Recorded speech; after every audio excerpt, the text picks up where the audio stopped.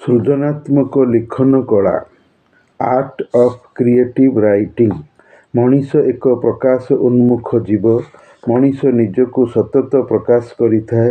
ମଣିଷ ନିଜକୁ ପ୍ରକାଶ କରିବାର ଅନେକ ମାଧ୍ୟମ ଅଛି, ଯଥା କଥା କହିବା ବା ବାକ୍ଚାତୁରୀ ଦ୍ୱାରା, ଗୀତ ଗାଇବା ଦ୍ୱାରା, ବାଦ୍ୟ ବଜାଇବା ଦ୍ୱାରା, ଅଭିନୟ କରିବା ଦ୍ୱାରା, ନେତା ହେବା ଦ୍ୱାରା। ଏହିଭଳି ଅନେକ ମାଧ୍ୟମରେ ସେ ନିଜକୁ ପ୍ରକାଶ କରାଏ, ଅଭିବ୍ୟକ୍ତି ଦେଇଥାଏ। ସେଥିମଧ୍ୟରୁ ସୃଜନାତ୍ମକ ଲିଖନ କଳା ଅନ୍ୟତମ ପ୍ରମୁଖ ପ୍ରକାଶିତ କରଣ ବିଦ୍ୟା ତଥା ପାରଦର୍ଶିତାଗତ ଧନ, ଯାହାକି ଗୁଣଗତ। ମନରେ ନଥିଲେ ଏହା କାର୍ଯ୍ୟରେ ଆସିବ ନାହିଁ।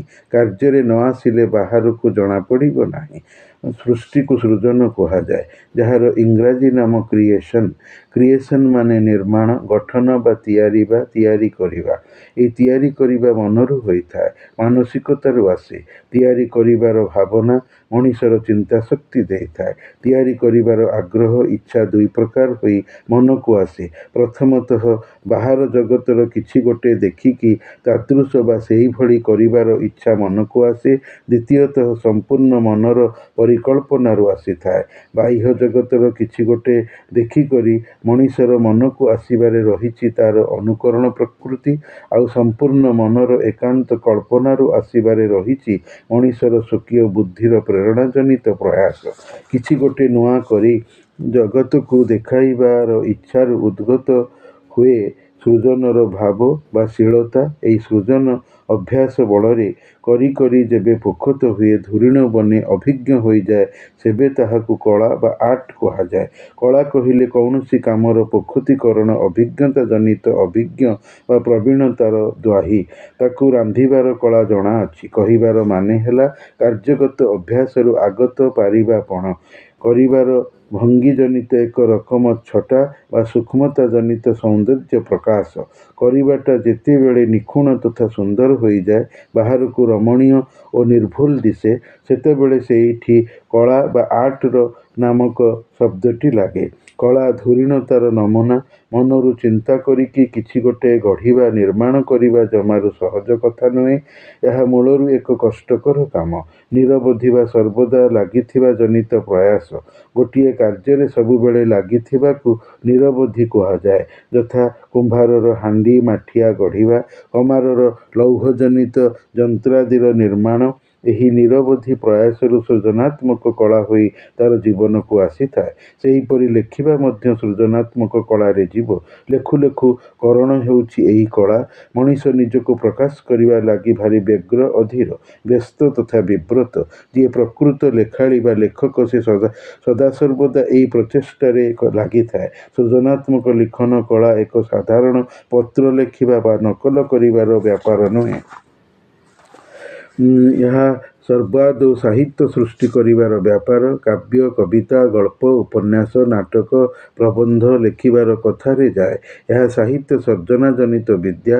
ତଥାପି ସାଧାରଣ ଲେଖାରେ ମଧ୍ୟ ସୃଜନାତ୍ମକ କଳାର ଛାପ ଥାଏ। ଯଥା ପତ୍ର ଲେଖିବା, ଦରଖାସ୍ତ ଲେଖିବାରେ ମଧ୍ୟ ଏହା ଅଳ୍ପ ମାତ୍ରାରେ ହେଲେ ବି ଦେଖାଯାଏ।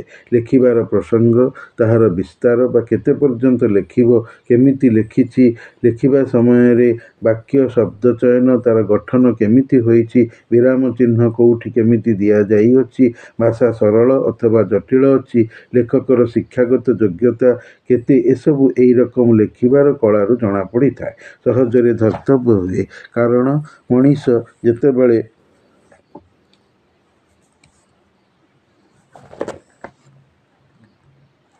ଏହିସବୁ ଲେଖେ, ସେ ଭାବିକି ଚିନ୍ତା କରିକି ଲେଖେ। ଯାହି ତାହି ଲେଖି ଦେଇ ନଥାଏ।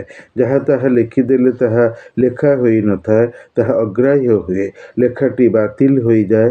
ଲେଖିବାର ଏକ ଆବଶ୍ୟକତା ଅଛି, ନିର୍ଦ୍ଦିଷ୍ଟ ଚାହିଦା ଅଛି। ସେହି ନିର୍ଭରକୁ ନେଇ ଲେଖା ଲିଖିତ ହୋଇଥାଏ, ରଚିତ ବା ନିର୍ମାଣ ହୁଏ। ଲେଖିବା ପୂର୍ବରୁ ଲେଖକ ଭାବିବ କି କେମିତି ଲେଖିଲେ ମୋର ଲେଖା ଗ୍ରହଣୀୟ, ଆକର୍ଷଣୀୟ, ପାଠକକୁ ମନେହେବ, ଚାହିଦାର ପୂରଣ ଘଟିବ। ଶିକ୍ଷାକୁ ନେଇ, ପାଣ୍ଡିତ୍ୟକୁ ନେଇ, ଜାଣିବାର ସ୍ତର ବା ମାନଦଣ୍ଡକୁ ନେଇ ଲେଖା ହୋଇଥାଏ। ଭାଷାଜ୍ଞାନ ବା ଭାଷାରେ ନିଜ ଦଖଲ ଥିଲେ ଲେଖାଟି ମଧ୍ୟ ତଦନୁଯାୟୀ ହୋଇଥାଏ। ଉଦାହରଣ ସ୍ୱରୂପ, ଜଣେ ପ୍ରାଥମିକ ଶିକ୍ଷକ ଯେମିତି ଦରଖାସ୍ତ ଲେଖିବ, ଜଣେ କଲେଜର ଅଧ୍ୟାପକ ଅଥବା ଜଣେ IAS ଅଫିସର ଆଦୌ ଏକା ରକମର ଗୋଟିଏ ଭାଷା ଦେଇ ଦରଖାସ୍ତ ଲେଖି ଲେଖିବ ନାହିଁ। ପ୍ରତ୍ୟେକଙ୍କର ଲେଖାରେ ବା ତାହାର ଶୈଳୀରେ ଅବଶ୍ୟ ପାର୍ଥକ୍ୟ ଜଣାପଡ଼ି ଯାଇଥିବ। ଏହି ଦରଖାସ୍ତଟି ଭିନ୍ନ ହେବାର କାରଣଟି ହେଲା ଶିକ୍ଷା, ଦୀକ୍ଷା, ପଦବୀ, ବିଚାରର ବା ଚିନ୍ତାର ଧାରା। ତେଣୁ ଏଥିରେ ସୃଜନାତ୍ମକତାର ଛାପ ବା ଚିହ୍ନ ମଧ୍ୟ ରହିବ। ସାଧାରଣ ଲେଖା ହେଲେ ବି କ'ଣ ହେଲା, ସେହିପରି ପତ୍ର ବା ଚିଠିରେ ମଧ୍ୟ ସୃଜନାତ୍ମକତାର ଛାପ ବାଜିବ ଲାଗିବ। ପ୍ରେମିକର ପ୍ରେମିକା ପାଖକୁ ଲେଖିଥିବା ଚିଠି, ବାପର ପୁଅ ପାଖକୁ ଲେଖିଥିବା ଚିଠିରେ ଫରକ ଆସେ। ଛାତ୍ରର ଶିକ୍ଷକ ପାଖକୁ ଲେଖିଥିବା ଚିଠି ଅବା ଶିକ୍ଷକର ଛାତ୍ର ପାଖକୁ ଲେଖିଥିବା ଚିଠିରେ ମଧ୍ୟ ଅଲଗାପଣ ଆସେ। ସେଥିରେ ବି ବିଷୟ, ପ୍ରସଙ୍ଗ, ଭାବନା, ମନସ୍ଥିତି, ଜ୍ଞାନ, ଧାରଣା, ରାଚନିକ ବ୍ୟାପକତା ଜଣାଯାଇଥାଏ। ଆଉ ଏସବୁ ସୃଜନରୁ ଆସେ। ସେଥିପାଇଁ ସୃଜନାତ୍ମକ ଲିଖନ କଳାର ପରିସର ଅତ୍ୟନ୍ତ ବ୍ୟାପକ। ଚିଠି ହେଉ, ଆବେଦନ, ଦରଖାସ୍ତ ଆଦି ହେଉ, ସବୁଥିରେ ନିର୍ମାଣ ହିଁ ଲାଗେ। ତିଆରି କରିବାର କଥା ଆସିଯାଏ, ନିର୍ମାଣ କରିବାରେ ହିଁ ଥାଏ। ଲେଖିବା ଏକ କାର୍ଯ୍ୟରେ ଗଣାଯିବ, ତାହା ଯେଉଁ ପ୍ରକାରର ହେଉ।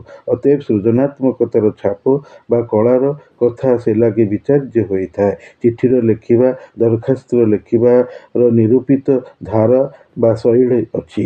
ମଣିଷ ତାର ପଦ୍ଧତି ବାହାର କରିଛି। ତେଣୁ ସେହି ଅନୁଯାୟୀ ଏସବୁ ଲେଖିବାକୁ ପଡ଼ିବ, ନଚେତ୍ ତାହା ସୁନ୍ଦର ଦିଶିବ ନାହିଁ। ଲେଖିବାର ଧାରାରେ ଏକରୂପକତା ଆସିବନି।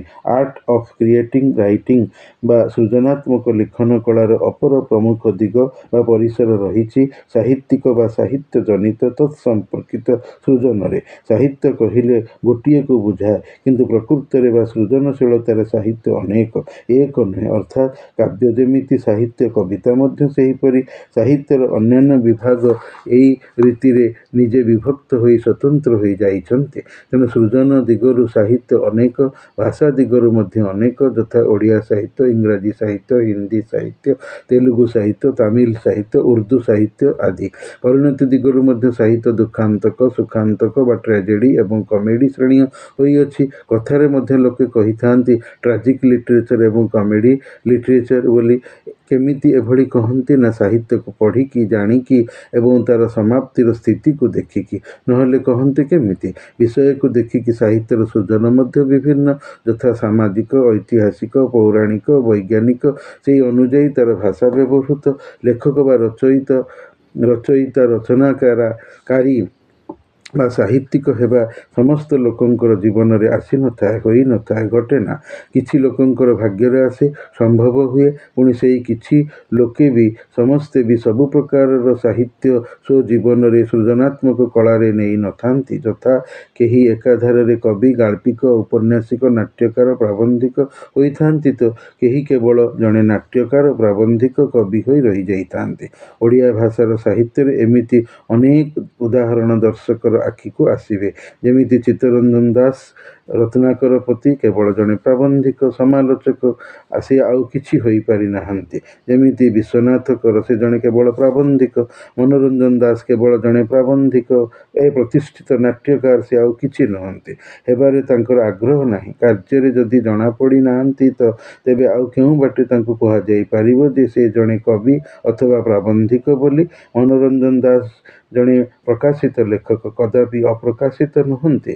ତେଣୁ ତାଙ୍କୁ ଏକକର ମାନକ ଦିଆଗଲା। ବ୍ୟାସକବି ଫକୀରମୋହନ କବିତା ଲେଖିଥିଲେ ବି ଓଡ଼ିଆ ପାଠକ ତାଙ୍କୁ କବି ବୋଲି ଜାଣେ ନାହିଁ, ଅଥବା କହିବାକୁ ଏକାନ୍ତ ନାରାଜ। ସୁରେନ୍ଦ୍ର ମହାନ୍ତି ନାଟକ ଲେଖିକରି ବି ନାଟ୍ୟକାର ହୋଇପାରି ନାହାନ୍ତି। ସେ ଏକାଧାରରେ ଗାଳ୍ପିକ, ଔପନ୍ୟାସିକ, ପ୍ରାବନ୍ଧିକ, ସମୀକ୍ଷକ, ଆଲୋଚକ, ଜୀବନୀକାର ବା ଜୀବନୀ ଲେଖକ। କୃଷ୍ଣଚନ୍ଦ୍ର ପାଣିଗ୍ରାହୀ ଓଡ଼ିଆ ସାହିତ୍ୟ ପାଇଁ କେବଳ ଜଣେ ପ୍ରାବନ୍ଧିକ ହୋଇପାରିଛନ୍ତି, ସେ ଆଉ କିଛି ବି ନୁହନ୍ତି। ସାହିତ୍ୟର ସୃଜନାତ୍ମକ ଲିଖନ କଳାଟି ଲେଖକର, ସାହିତ୍ୟିକର ରୁଚି ବା ଆଗ୍ରହ ବୋଧରୁ ଆସେ, ପରିବେଶର ପ୍ରଭାବରୁ ହୋଇଥାଏ। ଯଥା ପରିବେଶର ପ୍ରଭାବରୁ ଇଞ୍ଜିନିୟର ବିଜୟ ମିଶ୍ର ଭବିଷ୍ୟତରେ ଜଣେ ନାଟ୍ୟକାର ହୋଇଥିବାର ଦାବି କରିଛନ୍ତି। କାରଣ ତାଙ୍କ ପରିବାରରେ ନାଟକର ବାତାବରଣ ପୂର୍ବରୁ ରହିଥିଲା ବୋଲି ସେ କହିଛନ୍ତି।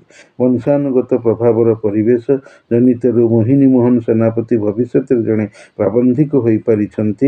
ଯେମିତି କାନ୍ତକବି ଲକ୍ଷ୍ମୀକାନ୍ତ ମହାପାତ୍ରଙ୍କ ପୁଅ ନିତ୍ୟାନନ୍ଦ ମହାପାତ୍ର ଜଣେ ଗାଳ୍ପିକ, ଔପନ୍ୟାସିକ ଅଛନ୍ତି। ହୋଇଛନ୍ତି। କବିବର ରାଧାନାଥଙ୍କ ପୁଅ ଶଶିଭୂଷଣ ବାପା ଲେଖୁଥିବାର ଦେଖି ପୁଅ ବି ଲେଖିବାକୁ ଶିଖିଲା। ସୁତରାଂ ପରିବେଶ ଆସିଲା, ପ୍ରଭାବ ଦେଖାଗଲା।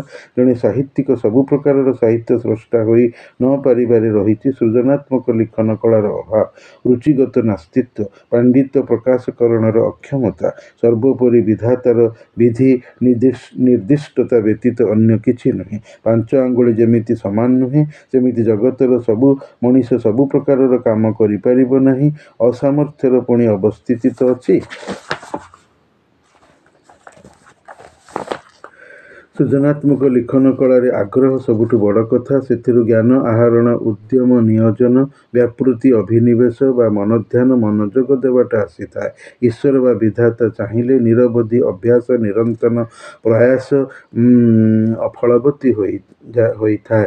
ସ୍ରଷ୍ଟା ସମାଜରେ ପ୍ରତିଷ୍ଠିତ, ଗଣ୍ୟମାନ୍ୟ, ଲୋକପୂଜ୍ୟ, ପୁରସ୍କୃତ, କାଳଜୟୀ, ରଚୟିତା ହୋଇ ରହିଯାଏ। ନହେଲେ ବଣର ମାଳତୀ ଦଶା ଅବସ୍ଥା ଲଭେ। କେହି ପଚାରନ୍ତି ନାହିଁ। କବି ଶେଖର ଚିନ୍ତାମଣି ମହାନ୍ତିଙ୍କ ଭଳି ଲୋକଙ୍କୁ ସୃଜନଶୀଳ ଲେଖକ, କଳାକାର। ତେବେ ଏହି ସୃଜନାତ୍ମକ ଲିଖନ କଳାକୁ ବିଧିଦତ୍ତ ପ୍ରଦାନରୁ ଜୀବନରେ ଅଣାଯାଇପାରିବ। ଆଣିକରି ନିଜ ଜୀବନରେ ଉଚ୍ଚ ସ୍ଥାନ ଦେଇହେବ। ପୁଣି ନିଜସ୍ୱ ଉଦ୍ୟମରୁ ଦେଖାଯାଇପାରିବ। ଜଣେ କଲେ ତ ଦେଖିବ, ଲେଖିବା ଏକ କରିବା। ତଥାପି ସେହି ପ୍ରାପ୍ତିଟା ବିଧିଦତ୍ତ ହେଉ ଅଥବା ନିଜସ୍ୱ ପ୍ରଚେଷ୍ଟାରୁ ହେଉ, ଏଥିପାଇଁ ଜ୍ଞାନ ଆହରଣ, ପରିବେଶର ଧାରଣ, ଅଧ୍ୟୟନ, ତପଃ ସିଦ୍ଧତା, ଅଭ୍ୟାସର ଦୀକ୍ଷାରୁ ଏତାଦୃଶ ସୃଜନାତ୍ମକ ଲିଖନ କଳାରେ ଉନ୍ନତି କରାଯାଇପାରିବ, ଜୀବନରେ ଆବିଷ୍କୃତ ହୋଇପାରିବ। ଦେଖିଲେ ଜଣାଯାଇଥାଏ ଯେପରି, ପଢ଼ିଲେ ମଧ୍ୟ ସେହିପରି ଜଣାଯାଇଥାଏ। ସାହିତ୍ୟର କୋଉ ଦିଗ ପ୍ରତି ସୃଜନଶୀଳ ଲେଖକର ରୁଚି ଆଗ୍ରହ ରହିଛି, ତାକୁ ପ୍ରଥମେ ଜାଣିବାକୁ ପଡ଼ିବ। ତେବେ ଯାଇ ସେଥିରେ ଅଗ୍ରଗତି ଆସିପାରିବ। ଇଚ୍ଛା ଥିଲେ ଉପାୟ ଆସେ। When there is a will there is a way. ସବୁଥିରେ ହାତ ଦେଇ ଅସଫଳ ହେବା ଅପେକ୍ଷା କିଛିରେ ହାତ ଦେଇ ଅବସ୍ଥିତ ହେବାଟା ବଡ଼ କଥା। ଇଂରାଜୀରେ କଥା ଅଛି, a jack of all trades master of none. ଏହାକୁ ସୃଜନାତ୍ମକ ଲିଖନ କଳାରେ ସର୍ବପ୍ରଥମ ଧ୍ୟାନ ଦେବା ଉଚିତ। ତେବେ ଯାଇ ଲେଖା ବା ରଚନାର ଉପଯୁକ୍ତ ବିନିଯୋଗ ହୋଇପାରିବ, ପ୍ରପର ଚ୍ୟାନେଲରେ ଯିବ। ଅନୁକରଣ କରୁ, କିନ୍ତୁ ନିଜସ୍ୱତା ବା ମୌଳିକତା ବା ଆପଣାପଣଟି ଅବଶ୍ୟ ରହୁ। ତେବେ ଯାଇ ଜଣେ ସ୍ୱତନ୍ତ୍ର ଲେଖକ ହୋଇପାରିବ। କଳାର ରାଜ୍ୟରେ ନିଜକୁ ଜାହିର କରିପାରିବ, ପ୍ରକାଶ କରିପାରିବ, ଅଭିବ୍ୟକ୍ତି ଦେଇପାରିବ। ନହେଲେ ପାଠକ ସେ କୋଉ ଧରଣର ଲେଖକ ବୋଲି ଧରିବ, ଜାଣିବ କେମିତି? ତାକୁ ଲେଖକର ଚୋର ବୋଲି କହିଦେଇ ସାହିତ୍ୟର ସମ୍ମାନଜନକ ଦରବାରରୁ ବିଦା କରିଦେବ, ତଡ଼ିଦେବ। ସେ ଯାଇ ପଡ଼ିବ ବିସ୍ମୃତିର ଅଳିଆ ଗଦାରେ। ଜୀବନ ମୂଲ୍ୟବାନ, ସମୟ ଆହୁରି ମୂଲ୍ୟବାନ। ତେଣୁ ଲେଖାରେ ବିନିଯୁକ୍ତ ଥିବା ସମୟ ବୃଥାରେ ଅପପ୍ରୟୋଗ ହୋଇଯିବ। ଲେଖକୀୟ ଜୀବନ ବରବାଦ ହେବ। ଲେଖା ଆସୁଥିଲେ ଲେଖିବା ଭଲ, ନ ଆସୁଥିଲେ ହାତ ଦେବା ଅପାରଗତା, ମୂର୍ଖତା। ଚାଲି ନ ଜାଣି ବାଟର ଦୋଷ ହୋଇଯିବ। ନେଇ ଆଣି ଥୋଇ ନ ଜାଣିଲେ ଚୋରି ବିଦ୍ୟା କେବେ ବି ଭଲ ନୁହେଁ। ଭାଗବତରେ କଥା ଅଛି ପରା, ଆପେ ଅର୍ଜିଲା କର୍ମମାନ ଆଗୁ ହୋଇବ ସାବଧାନ। କାମ କରୁଛି ବୋଲି କହିଲେ ଖାଲି ହେବନି, କାମର ଫଳାଫଳ, ଭବିଷ୍ୟ ନିଧି ପାଣ୍ଠି ମଧ୍ୟ ଜାଣିବା ଦରକାର। ନହେଲେ ନିଜର, ସମାଜର ଅପର୍ଯ୍ୟାପ୍ତ କ୍ଷତି ହେବ। ମଣିଷ ଅପବାଦ ପାଇବ। ଆର୍ଟ ଅଫ୍ କ୍ରିଏଟିଭ୍ ରାଇଟିଂ ବା ସୃଜନାତ୍ମକ ଲିଖନ କଳାର ଆଉ ଏକ ବିଶିଷ୍ଟ ଦିଗ ହେଲା ତାହାର ବିଭିନ୍ନତା। ସୃଜନାତ୍ମକ ଲିଖନ କଳା କୁମ୍ଭାରର ମାଟି ଗଢ଼ିବା ଭଳି କାର୍ଯ୍ୟ। କୁମ୍ଭାର ଯେମିତି ଚକ ଘୂରାଇ ମାଟି ଦ୍ୱାରା ଛୋଟ ବଡ଼, ନିକୃଷ୍ଟ, ଉତ୍କୃଷ୍ଟ, ସୁନ୍ଦର, ସାଧାରଣ ମାଟି ନିର୍ମିତ ଉପକରଣ ବସ୍ତୁ ବନାଏ, ସେହିଭଳି ଏହି ଧରଣର ବା ଲେଖିବା କାମ ବିଷୟ, ପରିବେଶ, ମନ, ରୂପ, ଦକ୍ଷତା, ଅନୁକ୍ରମ, ସିକ୍ୱେନ୍ସ ଇତ୍ୟାଦିକୁ ଦେଖି ବିଭିନ୍ନ ହୋଇଥାଏ। ଲେଖକ କୋଉଠି ସହଜ ହୁଏ, କେଉଁଠି ଜଟିଳ ବନେ। ମଧୁରା ତାଙ୍କ ପଦ୍ମ କବିତାରେ ଏବଂ ଋଷିପ୍ରାଣ ଦେବାବତରଣ କବିତାରେ ଭିନ୍ନ କବି। ସାଧାରଣ ଲେଖକ ଉଚ୍ଚକୋଟୀର, ଉଚ୍ଚମନର ଲେଖକର ତଫାତ୍ ପାଏ। ବିଭିନ୍ନ ପ୍ରକାରର ସୃଜନ ଦୁନିଆରେ ରହିଛି। ଅଗତ୍ୟା ସାହିତ୍ୟିକ ସୃଜନ କଳା ଏକ ବା ଗୋଟିଏ ପ୍ରକାରର ହେବ କେମିତି? ଏହା ବି ବିବିଧ ରକମର ହେବ। ସୃଜନାତ୍ମକ ଲିଖନ କଳା ସର୍ବଦା ଚାହିଦା ଅନୁଯାୟୀ, ଯଥା ଚାହିଦା ଅନୁଯାୟୀ ଉପେନ୍ଦ୍ର ଭଞ୍ଜ, ସୌଭାଗ୍ୟ ମିଶ୍ରଙ୍କଠାରୁ ଅଲଗା।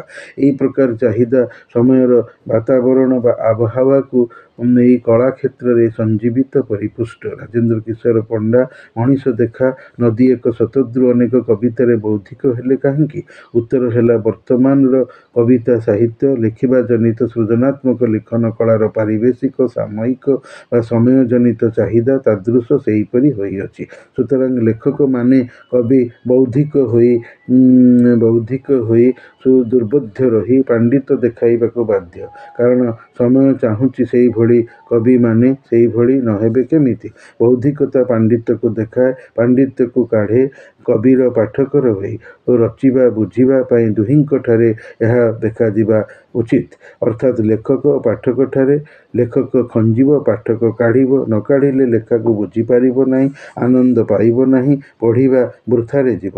ପୁଣି ଲେଖକ ଅନୁସାରୀ ତାର ସୃଜନଶୀଳ ଲିଖନ କଳା, ଯଥା ସୁରେନ୍ଦ୍ର ମହାନ୍ତିଙ୍କର ସୃଜନାତ୍ମକ ଲିଖନ କଳା ମନୋଜ ଦାସଙ୍କଠାରୁ ତଫାତ୍, ଗୋପୀବାବୁ କାହ୍ନୁବାବୁଙ୍କଠାରୁ ତଫାତ୍। ଶଶିଭୂଷଣ କାହିଁକି ବାପା ରାଧାନାଥଙ୍କ ଭଳି କାବ୍ୟ ଲେଖିଲେନି?